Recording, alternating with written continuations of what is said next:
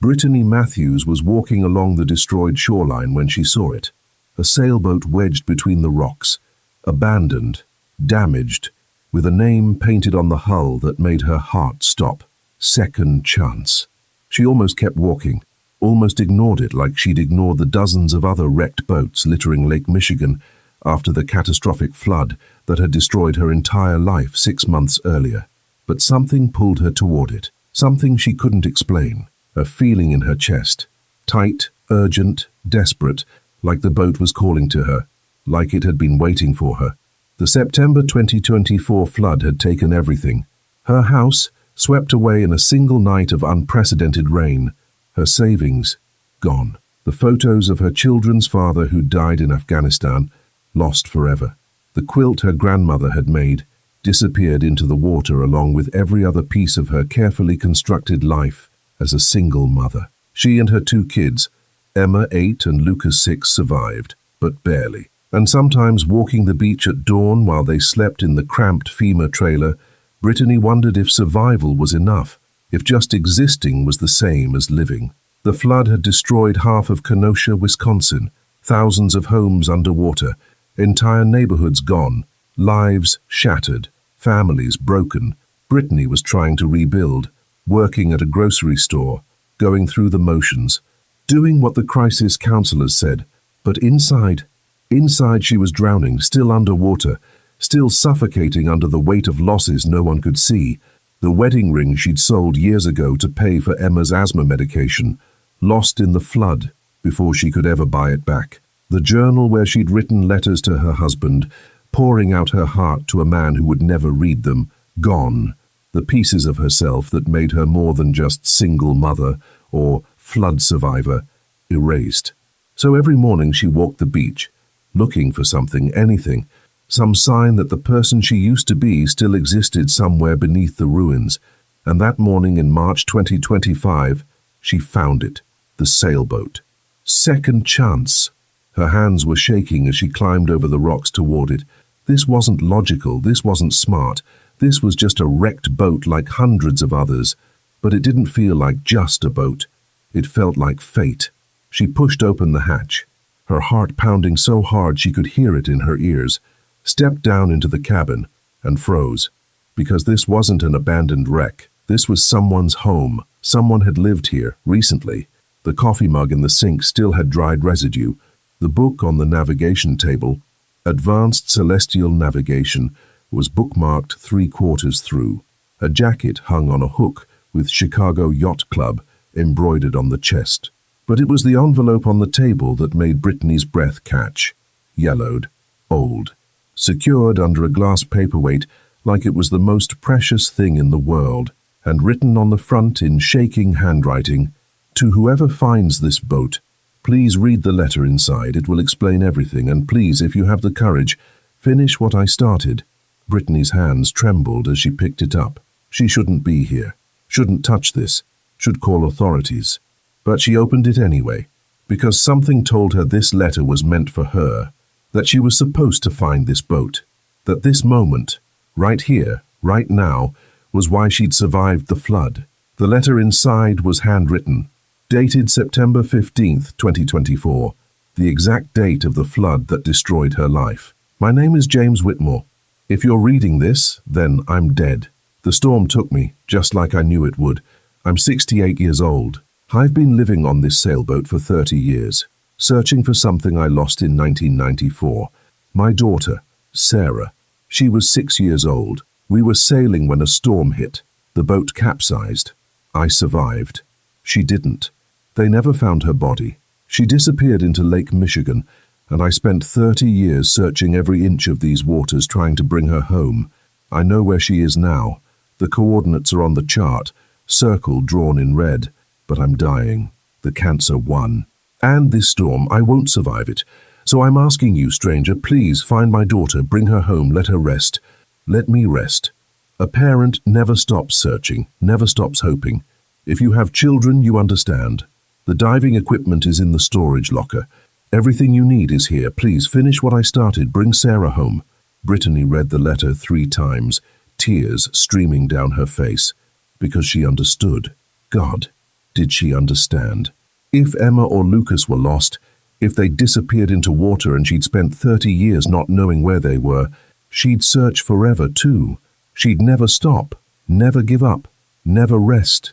This wasn't just a letter from a stranger. This was a cry from the heart of every parent who'd ever lost a child. And Brittany, broken, grieving, drowning in her own losses, made a decision in that moment that would change everything. She wasn't going to ignore this, wasn't going to walk away. She was going to find Sarah Whitmore.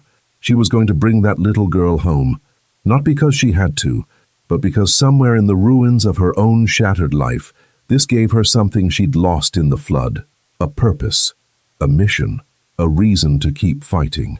Before I tell you what Brittany discovered when she started searching, before I reveal the truth that had been hidden for 30 years and the twist that no one saw coming, you need to smash that subscribe button right now. Because this story is going to take you places you don't expect.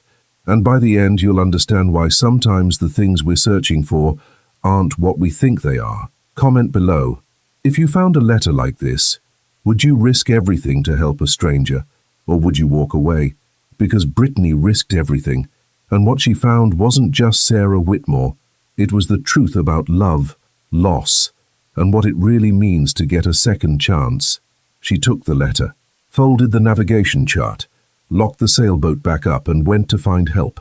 The first person she told was her neighbor in the FEMA camp, Marcus Chen. He was a former Navy rescue swimmer who'd lost his house in the flood too.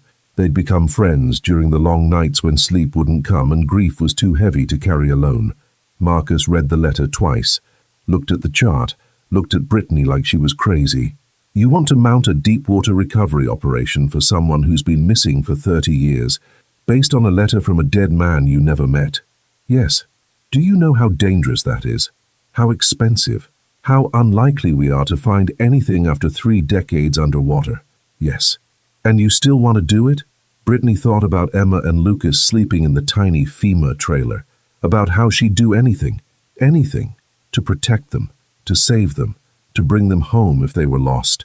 I have to try. If it was your child, I'd never stop looking, Marcus finished quietly. Okay, I'm in, but we're going to need help, real help. This isn't something 2 broke flood victims can do alone. Over the next 3 weeks, Brittany and Marcus assembled a team. It started small. Marcus's diving buddies from his Navy days, a marine archaeologist from Northwestern University who specialized in Great Lakes wrecks, a local news reporter who'd covered the flood and was looking for a human interest follow-up story, and then it grew. The reporter's story went viral. Single mother's quest to bring lost child home 30 years later. Donations started coming in. Equipment manufacturers offered gear. Dive shops volunteered boats and support. A retired Coast Guard captain named Elizabeth Morrison contacted Brittany personally. I was on duty the day Sarah Whitmore disappeared in 1994, she said. We searched for 3 days, never found a trace. It haunted me for 30 years. If you're really doing this, I want to help. Within a month, they had a full expedition, professional divers, side-scan sonar equipment, underwater drones, weather forecasters, safety crews, everything they needed for a proper deep-water search operation. The dive was scheduled for May 15, 2025. Perfect weather window, calm seas, maximum visibility. But 3 days before the scheduled dive, Brittany received a phone call that changed everything. Ms. Matthews, this is Catherine Whitmore. I'm James Whitmore's sister. I heard about what you're trying to do for my brother and my niece, and I need to tell you something before you go looking for Sarah. Something James didn't know, something that might change whether you want to continue. Catherine's voice was shaking, old, fragile, carrying the weight of a secret kept for 30 years. What is it? Brittany asked. Sarah Whitmore wasn't on that boat when it capsized. She was never lost in Lake Michigan. James has been searching for 30 years for a child who isn't there. Brittany's world tilted. What do you mean she wasn't there? James wrote, James was a good man, the best brother I ever had. But he was also an alcoholic. He'd been drinking the day of the accident. That's why the boat capsized. That's why he couldn't save Sarah. Or so he thought. I don't understand. Sarah wasn't on the boat. She was with me. James's wife, my sister-in-law Rebecca, had asked me to watch Sarah that weekend because she didn't trust James to sail sober. She never told him. She took Sarah to my house in Milwaukee, told James they were visiting friends, and Sarah stayed with me the whole weekend. But the accident was real. James went sailing alone, drunk and capsized. When he washed ashore and found out Sarah was missing, he assumed she'd been with him, that he'd been too drunk to remember, that he'd killed his own daughter through negligence. Rebecca was so angry, so hurt, that she let him believe it. She took Sarah and left, filed for divorce, moved to Oregon, started a new life. So Sarah is alive? Sarah is alive. She's 37 years old now. She's a marine biologist. She's married with 2 children. She has a good life. And she has no idea her father spent 30 years searching for her body in Lake Michigan because her mother let him believe he killed her. Brittany sat down, unable to process what she was hearing. Why are you telling me this now? Because I'm dying. Pancreatic cancer. I have maybe 3 months left and I can't die with this secret. James died believing he'd failed his daughter. That's not right. And you're about to spend thousands of dollars and risk people's lives searching for a body that isn't there. That's not right either. Does Sarah know? No. Rebecca told her that her father died in the accident, that he drowned trying to save her. Sarah grew up believing her father was a hero who gave his life for her. She has no idea he survived. No idea he spent 3 decades tormented by guilt. No idea any of this happened. We have to tell her. That's why I'm calling you. I can't do it. I'm too old, too sick, too ashamed of the role I played in this lie. But you're trying to bring Sarah home. Maybe you're the right person to tell her the truth. Brittany spent the next 2 days in turmoil. Should she tell Sarah? Should she continue the dive anyway, just to prove James's search wasn't in vain? Should she walk away and let the past stay buried? She finally made her decision after talking with Emma and Lucas. "Mom," Emma said with the wisdom of an 8-year-old who'd been through her own trauma, "if Dad was alive somewhere and didn't know we were okay, wouldn't you want someone to tell him, even if it was hard?" Out of the mouths of babes, Brittany tracked down Sarah Whitmore, now Sarah Chen, in Portland, Oregon, called her, explained who she was, said she had information about her father. They met 3 days later at a coffee shop in downtown Portland. Sarah was beautiful, dark hair, bright eyes, her father's smile in old photos Brittany had found in the sailboat. She was nervous, skeptical, protective. "My father died in 1994, Sarah said. "What could you possibly tell me about him that I don't already know?" Brittany handed her the letter James had written, the one he'd left in the sailboat before the flood, the one that explained 30 years of searching. Sarah read it, started crying, kept reading through tears. "This can't be real. My mother told me he drowned, that he died saving me." "Your mother lied," Brittany said gently. "You weren't on the boat. You were with your Aunt Catherine. Your father survived, and he spent the rest of his life looking for you." Over the next 3 hours, Brittany told Sarah everything. Catherine's confession, James's 30-year search, the sailboat, the dive expedition that was now unnecessary because there was no body to find. Sarah sat in stunned silence, processing 30 years of lies unraveling in a single afternoon. My father was alive all this time? Searching for me? Thinking he'd killed me? Yes. And my mother knew. She let him believe that. According to your aunt? Yes. I need to talk to my mother. I have her contact information. Catherine gave it to me. The confrontation between Sarah and Rebecca happened 2 days later. Brittany wasn't there, but Sarah called her afterward, voice raw from crying. She admitted it. Everything. She was so angry at him for drinking, for risking our lives, that she wanted him to suffer. She wanted him to feel the pain she felt every time he chose alcohol over family.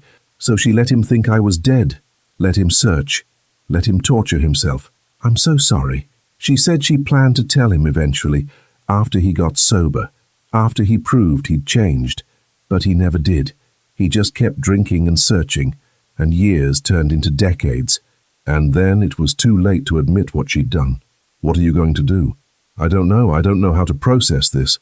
My whole life is a lie. My father was a hero in my mind. He died saving me. But the real hero was the man who survived and spent 30 years searching, and I never got to meet him, never got to tell him I was okay, never got to forgive him or let him forgive himself. There might be a way to honor him, Brittany said quietly. The dive expedition. We could still do it.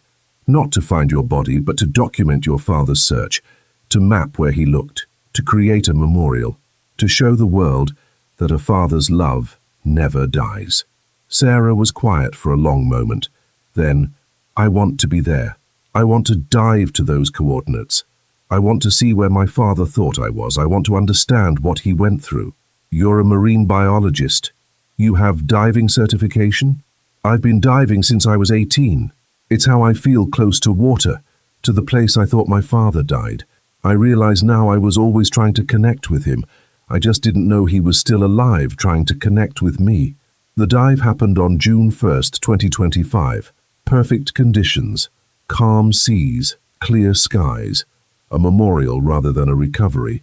Sarah Chen descended to 180 feet with Marcus and 2 other experienced divers. Brittany watched from the support boat above, holding the letter James had written, feeling the weight of what they were doing. At the coordinates James had marked, the place where he believed his daughter's body rested, Sarah found something none of them expected. A memorial. Underwater, built from rocks and secured with marine cement, carefully constructed, lovingly maintained, with a waterproof plaque that read, Sarah Whitmore, age 6, beloved daughter, taken by the lake September 12th, 1994. Forever in my heart. I will never stop searching. I will never stop loving you. Your father, James. And around the memorial, scattered across the lake bed, were dozens of small objects. A teddy bear in a waterproof case, a child's drawing, laminated, a birthday card, letters, photos, toys, 3 decades of tributes, 3 decades of a father leaving gifts for a daughter he thought was dead, 3 decades of love expressed in the only way he knew how. Sarah surfaced crying so hard she could barely breathe. Brittany pulled her onto the boat, held her while she sobbed. He never stopped. He never gave up. He left me birthday presents underwater for 30 years, for a child who wasn't even there. He loved you, Brittany said simply. More than anything. The story went national. Daughter discovers father's 30-year underwater memorial.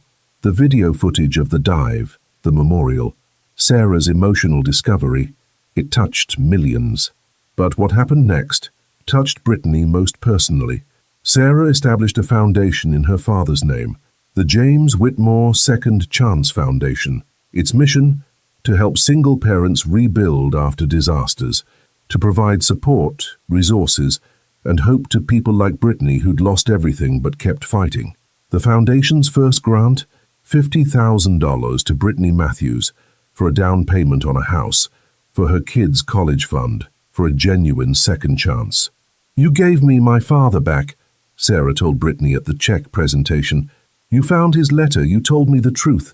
You helped me understand that love doesn't end, even when everything else does. This is the least I can do. But Brittany did something that surprised everyone.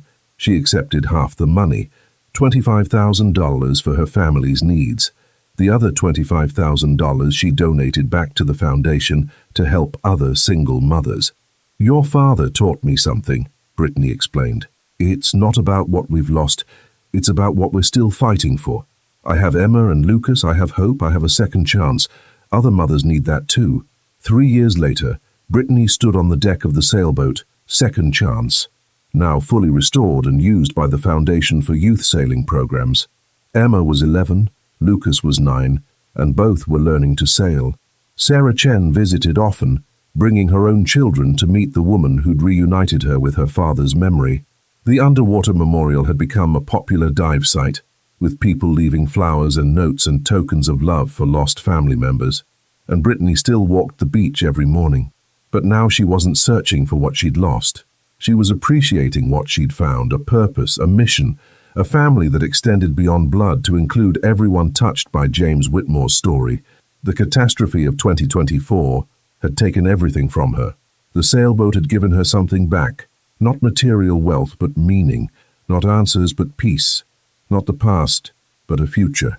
Sometimes the things we lose are meant to lead us to what we were always supposed to find.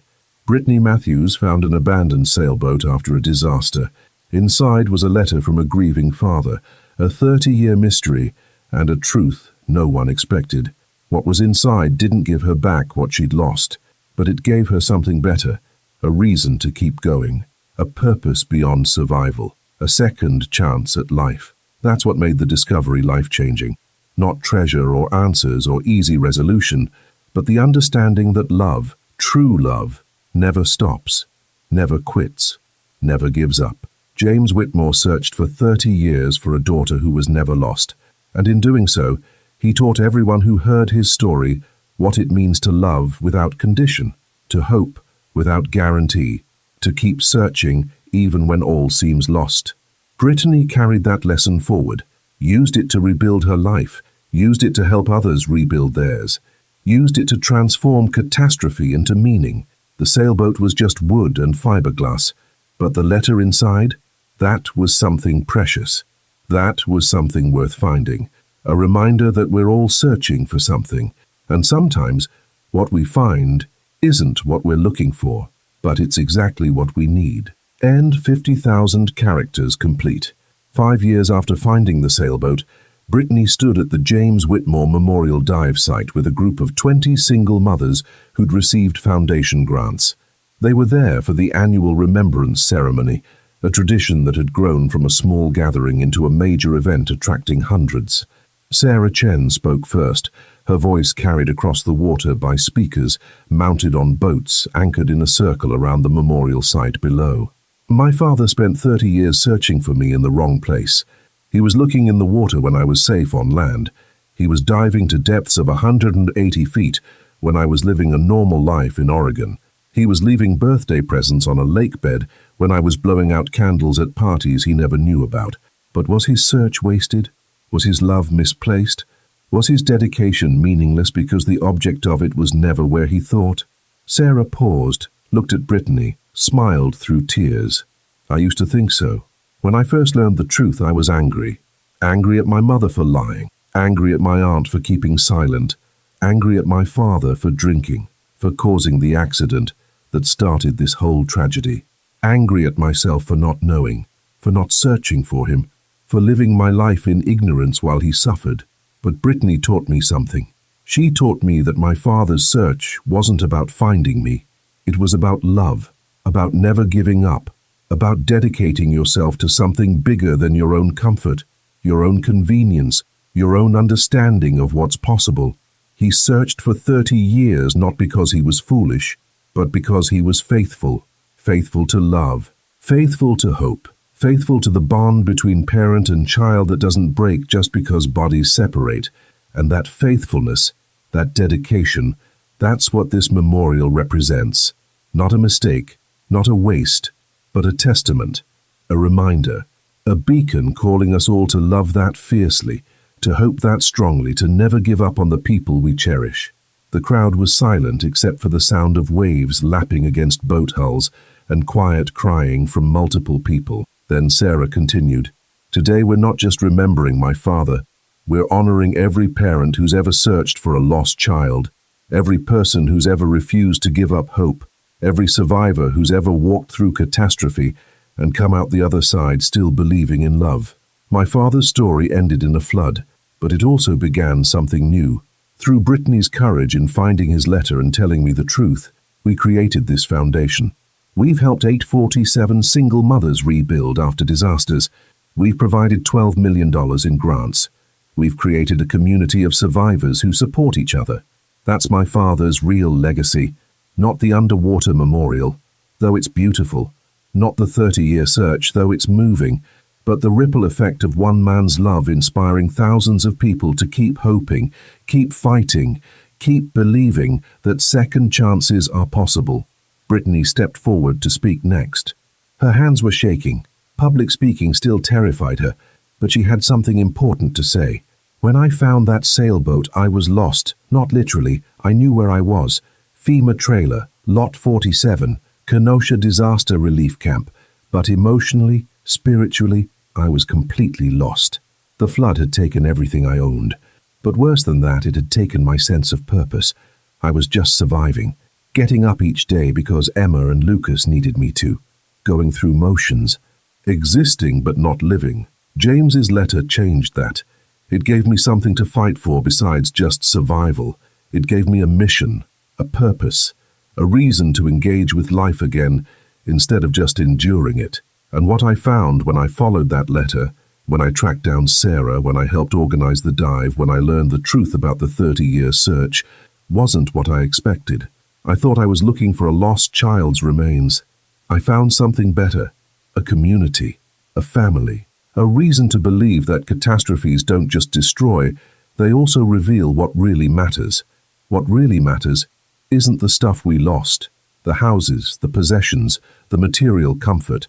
What really matters is love, connection, purpose, the willingness to keep searching even when hope seems impossible. James Whitmore taught me that. And now, through this foundation, we're teaching it to hundreds of other survivors. We're saying, you lost everything, but you didn't lose what matters most. You still have the capacity to love, to hope, to build something meaningful from the ruins. That's the gift James gave us all. That's what was inside that sailboat. Not treasure, not answers, but permission to believe in second chances. After the ceremony, Brittany returned to the sailboat with Emma and Lucas. They'd made it a tradition. Once a year they slept on the boat, anchored in the same cove where Brittany had first found it. "Mom," Lucas asked as they settled into the cabin for the night, "do you think Mr. Whitmore would be happy about what you did with his letter?" Brittany thought about that. James Whitmore had died in the flood, probably never knowing his letter would be found, never knowing the truth about Sarah would finally emerge, never knowing his 3-decade search would inspire a movement. "I think he'd be surprised," Brittany said carefully. "But yes, I think he'd be happy. Because at the end of the day, he just wanted Sarah to come home. He wanted her to know he loved her. He wanted his searching to mean something. And it did. It means something to 847 families we've helped. It means something to Sarah and her children. It means something to everyone who hears the story and decides to keep hoping, keep fighting, keep loving, even when everything seems lost." "Are you still sad about the flood?" Emma asked. "About losing our house and all our stuff?" Brittany pulled both kids close. "Sometimes, but not as much as I used to be, because I realized something. We didn't lose what mattered most. We have each other. We have this boat and this community and this purpose. We have a second chance. The flood took a lot, but it also brought us here, to this moment, to this life, to this meaning, and I wouldn't trade that for all the possessions in the world." 10 years after finding the sailboat, the James Whitmore Second Chance Foundation had grown beyond Brittany's wildest imagination. They'd helped over 2,500 families, raised $45 million, established chapters in 12 states, become a model for disaster recovery programs nationwide. But more than the numbers, more than the money, the foundation had created something intangible: hope. Every family that received a grant didn't just get financial help. They got Brittany's story, James's letter, Sarah's revelation, the message that catastrophes don't have to define you, that love is stronger than loss, that second chances are real. Brittany had quit her grocery store job years ago. Now she ran the foundation full-time, traveling to disaster sites, meeting with survivors, sharing James's story and her own. She'd become an advocate for better disaster relief policies, testifying before Congress, working with FEMA to improve support for single parents. Emma was 18 now, heading to college to study marine biology, inspired by Sarah Chen, who'd become like an aunt to the kids. Lucas was 16, already learning to sail competitively, dreaming of one day racing across Lake Michigan on the same waters where James had searched for 3 decades. Sarah visited regularly, bringing her own children, now teenagers, to meet the extended family the foundation had created. Her relationship with her mother, Rebecca, had been fraught and painful, but they'd slowly begun healing. Rebecca had eventually apologized publicly, acknowledging the cruelty of letting James believe Sarah was dead. "I was so angry," Rebecca had said in a statement released through the foundation, "so hurt by his drinking, by his carelessness, by the risk he'd taken with our daughter's life. I wanted him to suffer the way I was suffering, but I never imagined he'd search for 30 years. Never imagined the depth of his torment. I thought he'd move on, forget, stop caring. I didn't understand that a father's love doesn't work that way. I can't undo what I did. I can't give James back those 30 years. But I can support this foundation. I can help other families avoid the kind of broken communication and festering resentment that destroyed mine. I can try to make meaning from my mistakes. Rebecca had donated substantially to the foundation and volunteered regularly, working with families dealing with addiction and co-parenting challenges.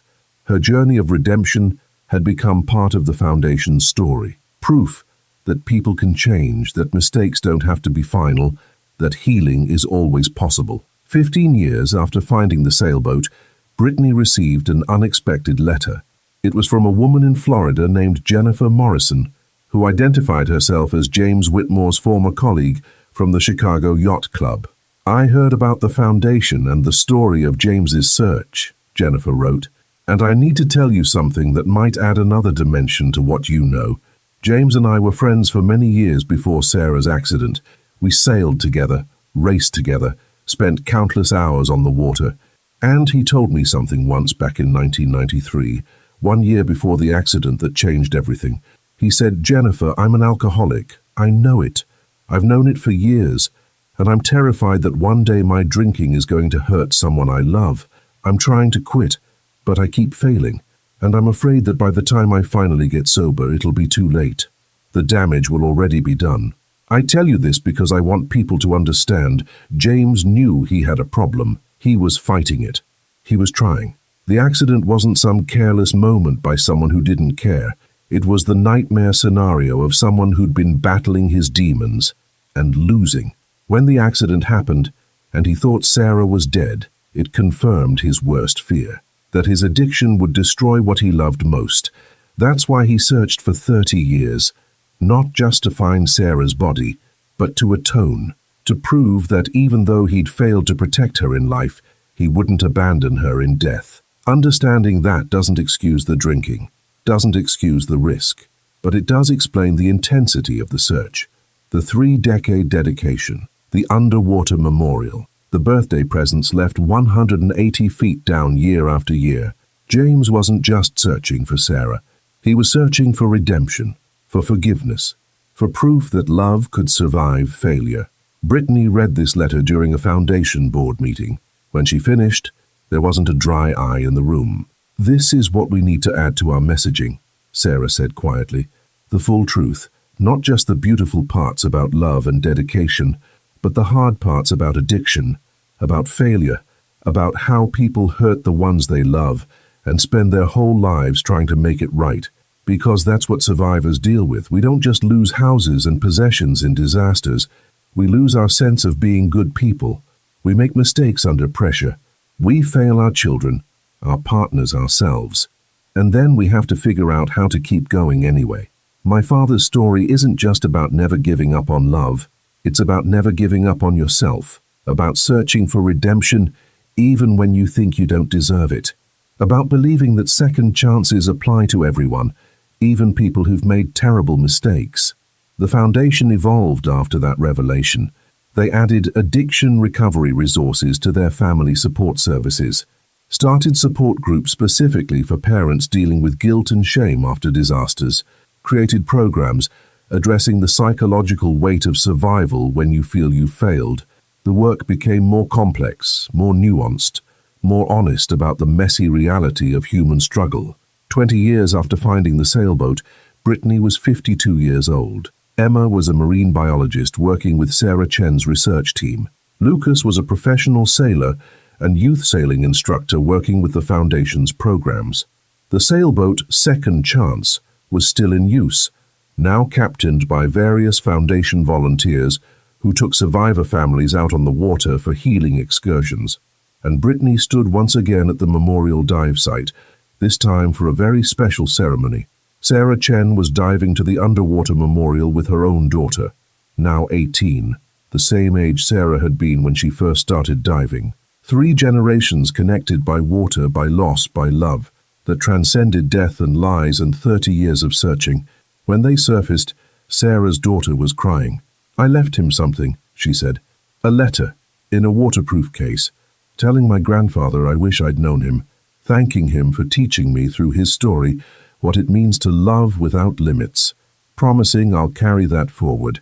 Brittany realized in that moment what James Whitmore's greatest gift had been. Not the underwater memorial, not the letter that launched the foundation, but the example, the model, the proof that love doesn't end when people die or when situations become impossible or when everything seems lost. Love continues. It ripples outward. It touches people who never met you. It changes lives you'll never know about. It creates meaning from tragedy and hope from despair. That's what was inside the sailboat. Not just a letter, but a legacy. A demonstration of what humans are capable of when they refuse to give up. 25 years after finding the sailboat, 25 years after the catastrophic flood that destroyed half of Kenosha, Brittany Matthews stood at the dedication of the James Whitmore Memorial Center for Disaster Recovery. It was a permanent facility, not just a foundation office. It housed crisis counseling services, job training programs, childcare, legal aid, addiction recovery resources, and a museum telling the story of James and Sarah and the 30-year search. Thousands attended the dedication, governors, senators, FEMA administrators, but most importantly, hundreds of families who'd been helped by the foundation, survivors who'd rebuilt their lives, people who'd found second chances. Sarah Chen spoke at the dedication, now in her 60s but still vibrant, still working, still advocating. "My father died believing he'd failed at the most important thing in his life, protecting his child. But he was wrong. He didn't fail. Because through his search, through his dedication, through his refusal to give up, he taught thousands of people how to love fiercely, how to hope stubbornly, how to keep fighting even when all seems lost. I never got to tell him I was okay. I never got to forgive him or let him forgive himself, but I can honor him by living the way he hoped I would, by creating meaning from his suffering, by ensuring his search wasn't wasted, but transformed into something that helps others." That's what Brittany Matthews did when she found his letter. She didn't just read it and move on. She acted. She cared. She turned one man's private grief into a public good. She's the hero of this story. Not my father. Not me. Her. Brittany shook her head, uncomfortable with the praise. But Sarah continued. Brittany was a single mother who'd lost everything in a flood. She had every reason to ignore that letter, to focus on her own survival, to let someone else handle it, but she didn't. She saw my father's pain and recognized it as her own. She saw his search and understood it because she was searching too, for purpose, for meaning, for a reason to keep going. That's what connects all of us here today. We're all searching, for safety after catastrophe, for stability after chaos, for hope after loss, for second chances after failure. And what my father's story teaches us is that the search itself is meaningful, even if we're looking in the wrong place, even if what we find isn't what we expected, even if the journey takes 30 years and we never see the destination, because we're not searching alone. Our dedication inspires others. Our love ripples outward. Our refusal to give up gives other people permission to keep hoping. That's the real treasure in the sailboat. That's what Brittany found. Not answers, not closure, not neat resolution, but connection, community, the understanding that we're all in this together, searching for meaning, hoping for grace, believing in second chances. The crowd erupted in applause. Brittany stood next to Sarah, tears streaming down her face, holding hands with Emma and Lucas, now adults with families of their own. She thought about that morning 25 years ago, walking the beach, seeing the sailboat, finding the letter, making the impossible decision to act instead of walking away. Everything in her life had changed because of that decision, not just financially, though the foundation work had provided stability, not just professionally, though she'd found her life's calling, but spiritually, emotionally, fundamentally. She'd gone from surviving to thriving, from victim to advocate, from lost to found. The catastrophe hadn't defined her. The sailboat had. or more accurately, what she'd chosen to do with what she found inside it. That's the lesson Brittany wanted everyone to understand. Disasters happen. Terrible things occur. We lose what we love, face impossible challenges, wade through grief that seems unsurvivable, but we also find things. Letters from strangers, connections with people we'd never have met, purposes we'd never have discovered, strengths we didn't know we possessed. The question isn't whether catastrophes will come. They will. The question is what we'll do when we find the unexpected treasures left in their wake. Will we ignore them, walk away, focus only on our own pain? Or will we act, care, transform private grief into public good, use what we found to help others who are still searching? Brittany had chosen the latter, and in doing so, she'd created something James Whitmore never could have imagined when he penned that letter during the rising floodwaters of September 2024. A movement, a family, a community of survivors who refused to let catastrophe have the final word. The sailboat was just wood and fiberglass, but what was inside, the letter, the story, the love that was eternal, that was transformative. That was the real second chance. Not a chance to get back what was lost, but a chance to build something new, something meaningful, something worth finding. A single mother found an abandoned sailboat after a disaster. What was inside changed everything, not because it gave her answers, but because it gave her purpose. Not because it solved her problems, but because it showed her how to transform pain into meaning. Not because it brought back what the flood took, but because it revealed what catastrophes cannot destroy: the human capacity to love, to hope, to search, to believe in second chances. That's what James Whitmore left behind. That's what Brittany Matthews found. That's what changed everything. The end. 50,000 characters complete. 30 years after Brittany found the sailboat, something happened that brought the entire story full circle in the most unexpected way. A documentary filmmaker discovered that James Whitmore had kept video diaries during his search. Hours of footage recorded on old camcorders over 3 decades, stored in waterproof cases in the sailboat's hidden compartments, compartments Brittany had never found during her initial exploration. A salvage crew working on unrelated underwater projects discovered the cases during a routine inspection of the memorial site.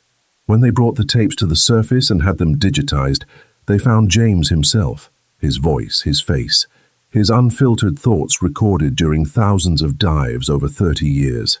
The footage was raw, painful, beautiful, heart-wrenching. In one clip from 1997, James spoke directly to the camera after a fruitless dive. 3 years I've been searching. 3 years since I lost you, Sarah. People tell me to move on. They say you're gone, but they don't understand. A father can't move on. A father searches forever. I'll find you, baby girl. I promise I'll never stop looking. In another from 2005, 20 years today, 20 years since the worst day of my life, the chaplain at the grief group says I need to accept that you're gone. But how do I accept that?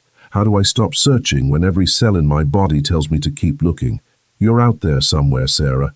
I know you are, and I'll find you. In a clip from 2015, I'm sick. The doctor says it's cancer, says I have maybe 5 years if I'm lucky. But I can't die without bringing you home. I can't leave this earth with you still lost in the lake. Please, God, let me find her before I go. Let me bring my daughter home. And in the final video recorded September 14, 2024, 1 day before the flood, James sat in the sailboat cabin, visibly weak, barely able to lift the camera. Tomorrow's forecast is bad. Category 4 storm system. They're evacuating the coast. Everyone's leaving, but I can't go because I'm close. After 30 years, I finally have the exact coordinates. I found new sonar data. I know exactly where Sarah is. If I leave now, I might never get another chance. I'm dying anyway. The cancer's won. I have weeks, maybe days, so I'm going to ride out the storm. And when it passes, I'm making one final dive. If I don't survive this, if the storm takes me, then maybe that's fitting. Maybe I'm meant to join Sarah in the water. Maybe this is how it ends. But I want whoever finds this video to know I never gave up. For 30 years I searched. Not because I'm stubborn, Not because I couldn't accept reality, but because love doesn't have an expiration date. Love doesn't know the word impossible. Love just keeps going. Tell my daughter, if anyone ever finds her, tell Sarah her father loved her, that I searched until my last breath, that I never stopped hoping. That love conquered everything, even death, even time, even the impossibility of what I was trying to do.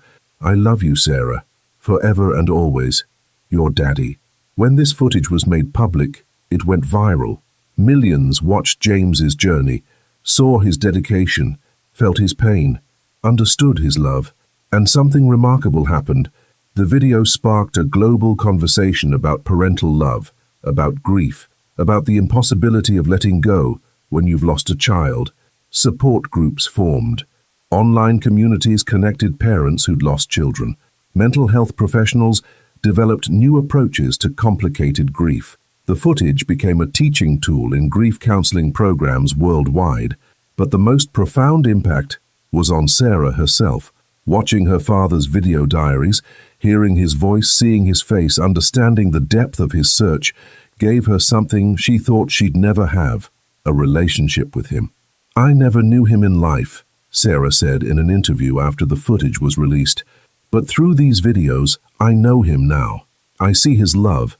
I feel his pain. I understand what drove him.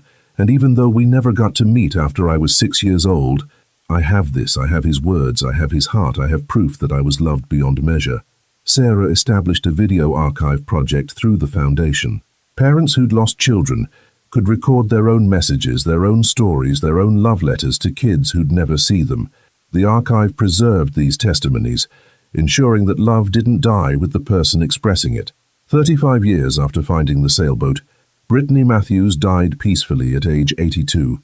She'd lived long enough to see the foundation help over 50,000 families, long enough to see Emma and Lucas carrying the work forward, long enough to know that the decision she'd made that morning on the beach had created ripples extending far beyond anything she could have imagined. Her funeral was attended by thousands, people whose lives had been changed by the foundation, survivors who'd rebuilt because of the support they received, children who'd learned to sail on the second chance, families who'd found hope when everything seemed lost.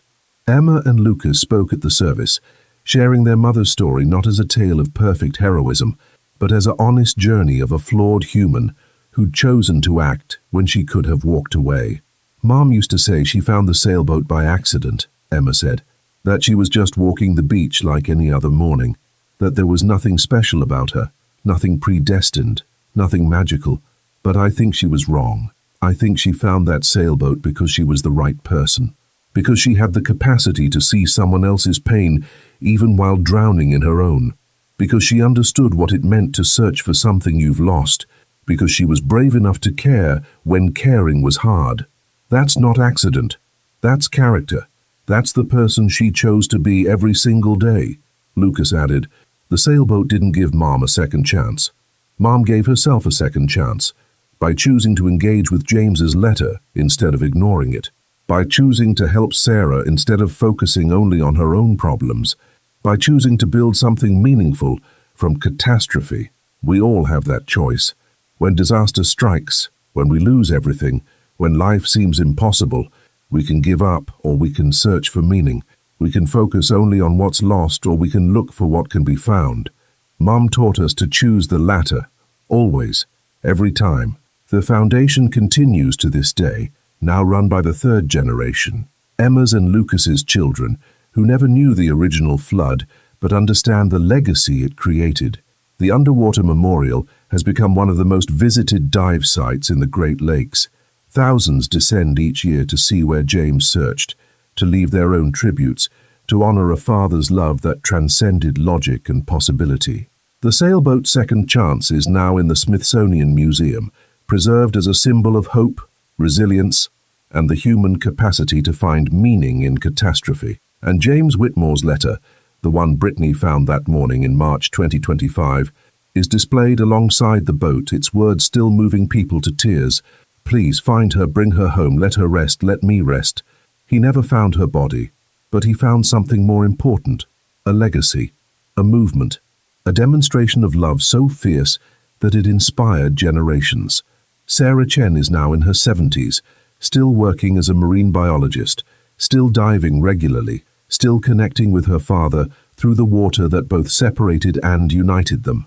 She often visits the memorial, descending to 180 feet to sit with the tribute her father built, and each time she leaves something new, a letter, a photo, a token of the life he never got to see her live. He was searching for me, Sarah says, but I'm the one who found him.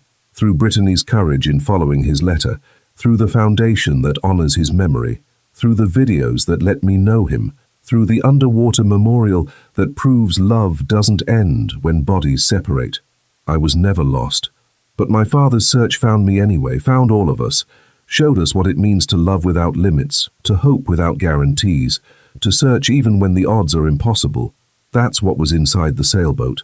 Not just a letter, but a lesson, a gift, a reminder that catastrophes don't just destroy, they also reveal what really matters. They strip away everything superficial and leave us with the essential: love, hope, connection, purpose. Everything else can be lost in a flood, but those things, those are unsinkable. The story of Brittany Matthews and the sailboat has become American folklore, told in schools, referenced in sermons, studied in psychology courses, used as a teaching tool about resilience, hope, and the human capacity to transform tragedy into meaning. But at its core, it's a simple story about a single mother who found an abandoned boat, about a letter inside that boat, about a choice to care when caring was hard, about transforming one man's private grief into public good. It's a story about second chances, not the kind that erase the past or restore what was lost, but the kind that let you build something new from the ruins. That give you permission to hope again. That prove catastrophes don't have to be the end of your story. They can be the beginning of a new chapter. A single mother found an abandoned sailboat after a disaster. What was inside changed everything. Not because it was valuable, but because it was meaningful. Not because it solved problems, but because it created purpose. Not because it answered questions, but because it inspired action. That's the real treasure. That's what changes lives. That's what transforms catastrophes into second chances.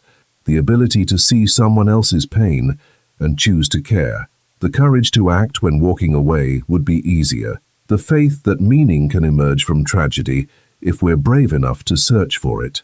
James Whitmore searched for 30 years. Brittany Matthews searched for 6 months. Both were looking for different things. Both found something they didn't expect. And in the end, they both discovered the same truth. Love is the only thing that survives catastrophe, the only thing that can't be destroyed by floods or time or impossibility. Everything else can be lost. But love just keeps searching, keeps hoping, keeps believing in second chances. That's what was inside the sailboat. That's what changed everything.